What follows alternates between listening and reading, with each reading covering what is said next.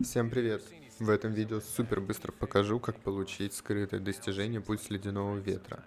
Для этого нам нужно взять одного крио персонажа и одного гео, или просто Ризли, если он у вас есть.